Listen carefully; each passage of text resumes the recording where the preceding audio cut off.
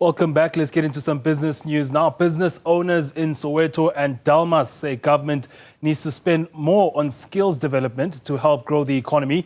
The call comes ahead of Finance Minister Enoch Godongwana's midterm budget policy statement tomorrow. A business reporter, Ntokozo Khumalo, filed this report. Township and rural economies have an estimated value of over 900 billion rand. Business owners say the National Treasury needs to allocate more resources to ensure that business growth is stimulated to make a real dent in the country's unemployment rate.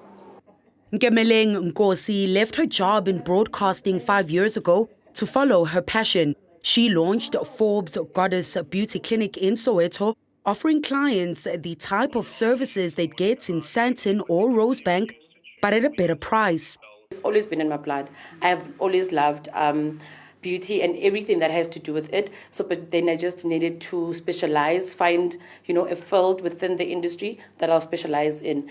With her business being primarily skills-based, Nkosi currently employs an assistant. She wants Treasury to allocate more funds to vocational training to upskill young people. One of the most important things or critical things that the government needs to look at is that young people, youth especially, shouldn't look down on skills-based work or training. This is basically just working with your hands. It does bring in money, it creates employment. So if they could just change that stigma amongst youth. In Orlando, NSK Auto Hub owner Ntsika Mkandi used the skills he learned at work to establish his own business. I saw a gap that people actually need somebody who can service their cars. People need somebody locally who can actually assist them when it comes to road assist. He now employs 6 people and says funding remains the most significant need for businesses in the automotive sector. If funding can be directed directly to us as people who have started and who are doing it, if we can be assisted with funding and more spaces where we can equip students or say the youth that doesn't have skills, that will be helpful. In Delmas, Delply soft owner Thapelo Mononyana started his toilet paper business 4 years ago. He initially had no branding. Mononyana employed close to 10 people in 2023. Every time we know that toilet paper is everything that is in demand. On a daily basis, everyone goes to toilet 1 to 2 times a day. So that's when we've seen that there is an opportunity there. What's stopping him from scaling up operations is funding for new machinery.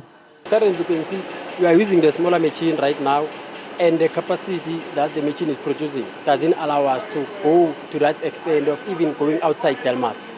So now we are only limited to Delmas. The business owners we spoke to also argue that National Treasury should direct some of those taxpayer funds to reviving industrial centers, such as the one Delply manufactures its toilet paper from, adding that special economic zones specifically could assist business owners collaborate to grow their operations together.